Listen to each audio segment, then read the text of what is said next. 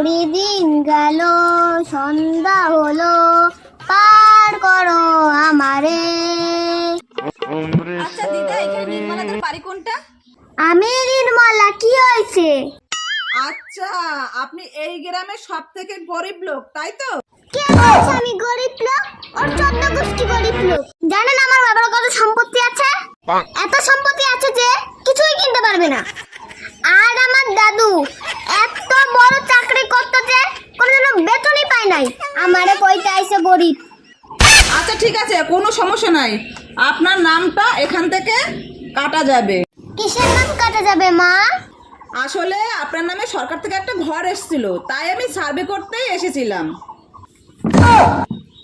মা, আমার থাকার জায়গা না, রাস্তা রাস্তায় ঘুরি, ছেলে আমারে খাইতে দেয় না।